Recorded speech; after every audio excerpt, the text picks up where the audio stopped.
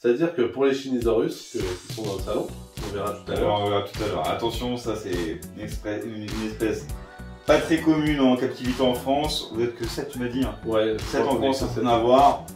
Sans compter les autres, bien évidemment. 7 éleveurs. Donc attention aux jeux. Et c'est une espèce où on est obligé d'avoir le certificat de capacité pour la détenir.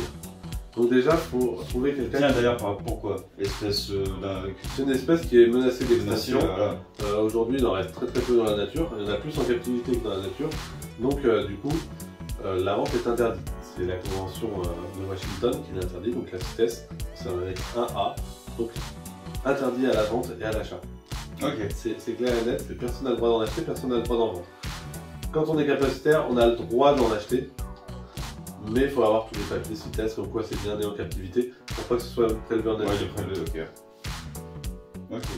Mais en gros, par contre, si un jour il y a une organisation qui propose de la réintroduction, bon, même si normalement réintroduire des spécimens NC en nature, c'est pas trop conseillé, mais... C'est pas conseillé, mais chez les reptiles, c'est moins contraignant que chez d'autres animaux, parce que les reptiles sont des animaux reptiliens. Oui.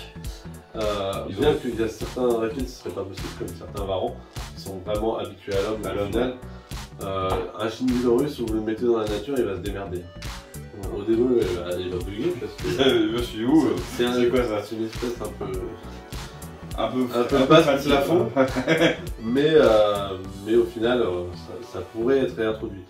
Pour l'instant, c'est pas prévu, aucun programme n'existe pour ça. Il y a des programmes d'élevage européens qui existent pour les parcs zoologiques, mais les éleveurs pour l'instant ne sont pas admis dedans. Ok. Donc en gros, même si les éleveurs ont un couple aussi de reproduction, ouais, ça reste quand même de nous. Nous, on vendra. Par contre, on a le droit de vendre qu'aux capacitaires, ou alors aux Allemands, par exemple, qui eux n'ont pas besoin d'autorisation pour détenir cet animal. Créer un prédateur qui n'est pas forcément dans l'endroit où tu vis. Si on prend du caninus, les climats en France, ils survivent pas, le petit. Hein. Oui, mais il y a la réglementation du caninus, c'est la faune guyanaise. Oui, ouais. Et du coup, c'est prélevé de la nature. Si, c'est une connerie là. Ouais, d'accord. Non, en gros, c'est une bête qui est introduite et oui, ça peut être la tortue floride. Au début, elle n'était pas invasive. C'était cool, moi j'en ai eu une quand j'étais petit, elle était grosse comme ça. Elle est morte au bout d'une semaine, j'étais dégoûté. Mais voilà, on peut les avoir. Mais derrière, après, il y a des conséquences. C'est pour ça qu'il y a des CDC qui sont mis en place aussi. Ouais, spéciales faune française, etc. Il y a des animaux qui ne sont pas considérés comme dangereux, comme l'iguane, l'iguane vert et tout. L'iguane vert, vous avez le droit d'en avoir chez vous. Qui apparemment peut sûrement être passé sous CDC. Oui, parce que c'est une espèce qui est relativement dangereuse. C'est des bonnes griffes, des bonnes griffes, une queue qui fait relativement mal quand il met un coup, ça a des bonnes dents, ça mord bien. Pour avoir travaillé avec une iguane qui était super cool à Soirée, je peux t'assurer que l'iguane, moi je le mettrais comme dangereux. Après, ça veut dire que beaucoup de particuliers devraient céder leur bête. Et du coup, ils le mettent en autorisation de détention. Oui, ça c'est comme le Varanus exomaticus. Enfin, ça va. En gros, c'est demande à la mairie de ça. Okay. Donc, si tu veux maintenant passer à l'organisation, comment parce que bon, c'est bien d'avoir tout ça, mais tu fais comment pour t'organiser? Est-ce que c'est un jour particulier de nourrissage? Ou sinon c'est telle espèce, je m'occupe de telle espèce tel jour et l'autre tel jour? Alors, ici ça a beaucoup bougé l'organisation parce qu'il a fallu trouver la bonne. Sachant que moi je travaille à côté, je travaille 38 heures à côté. Donc faut que je m'organise. Alors avant, donc l'année dernière, je passais une fois le matin. Donc je regardais si tout le monde allait bien, je changeais toutes les gamelles d'eau. J'allais travailler, je revenais le midi, je regardais si tout le monde allait bien, je faisais les PV qu'il fallait. Je revenais le soir et je m'occupais des bêtes et des nourrissages. Ça c'était à la base. Ok, le petit nourrissage, là tu parlais pour tout le monde. Ouais, je faisais pour tout le monde. Je faisais pas ça tous les jours, mais en général c'était à peu près le programme de la journée. Maintenant que j'ai un enfant, c'est plus compliqué. Je peux plus venir le matin parce que je l'emmène à la nounou, et le soir je dois partir tôt. Donc ce que je fais, c'est que je viens le midi, je change toutes les gamelles d'eau. Par contre je cours. Et je reviens le soir si besoin pour les PV qui manquent. j'ai tout organisé pour que ce soit fonctionnel et pour que ça marche tout seul. Oui, bah ouais, les systèmes de brumés un peu partout, Ouais. etc. Donc, ouais. Alors j'ai fait un gros investissement sur les systèmes de brumés parce que c'est hyper important pour tout ce qui est gecko de Nouvelle-Calédonie, ils ont besoin d'humidité. Donc voilà, et ça me permet d'un gain de temps énorme parce que je mettais à peu près 2 heures à être arrosé. Et du coup, le nourrissage maintenant, le lundi, je reviens le soir pour donner les grillons ou les insectes. Le mardi et le vendredi, c'est le repas chic. Okay.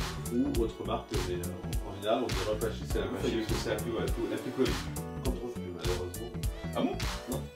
Avec le Brexit, c'est de plus en plus compliqué. Okay. Et du coup, maintenant, on passe sur d'autres gammes. Ah oui, ouais, les sachets bizarres. Ouais, ok, nous, on vend la gamme du nutrition. Que de promo dans la d'abord, désolé. Ah non, je peux pas. Ok, donc le lundi, c'est nourrissage, les vendredis et mardi, c'est okay. Tout le reste, avec les repas chic. C'est ça. Ok, ça en fait des quantités de repas chic. Ouais, bah ça en fait des gamelles. Je suis à peu près à 100 grammes par jour. Donc mardi et vendredi, donc 200 grammes par semaine. Ça fait 800 grammes par mois.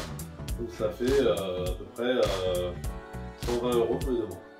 Mais c'est pas ce qui me coûte le plus cher. Le plus cher, c'est les marrons et en nourrissage, c'est beaucoup plus compliqué parce qu'il faut les nourrir 3 jours par semaine avec insectes, rongeurs, œufs, tout ce qui passe. Le varier le plus possible. C'est ça. Même de temps en temps, ils ont une poisson. Ils ont des buts vivants. Avec mon ami, moi, chez quelqu'un qui avait la vulgarise, on me donnait de la truite, des œufs, tout, ça, tout rentrer, il n'y a pas de problème. Ça rentre dans la gueule. Ah ouais. Les varences, tu peux tout donner, ça se mange, en voie je prends. Ah oui, c'est dégueulasse. C'est la petite pépite, enfin les petites pépites de femelles. Chinisaurus, hein, c'est ça? Chinisaurus crocodilurus, donc les lézard crocodile de Chine. Donc pour le coup, elles ont besoin d'un grand point d'eau. Parce qu'en vrai, c'est aquatique et arboricole. Hein. On va tester la souris, ce qu'elle va vouloir. Elle l'a vu. Alors, on va y aller. Hein. C'est peut-être la mouche.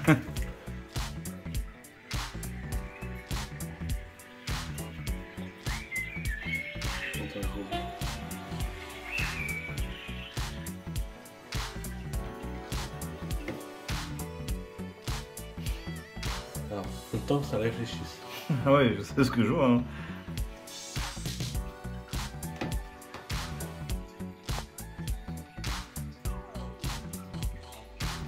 Ou ça peut-être elle est à manger autre part.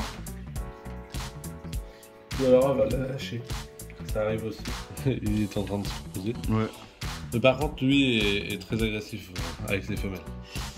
Tribonotus novaginae. Skink crocodile. L'espèce qui aime bien se faufiler aussi dans le substrat. Hein. Ouais, lui il va pas trop, il est très visible ok. Pour le coup. Bon et là c'est les gracilis, mais là... Tu connais la planque, c'est ça? Dommage. Ah si, il y en a un à gauche. Oula. C'est le mal. Et voilà. Avec la petite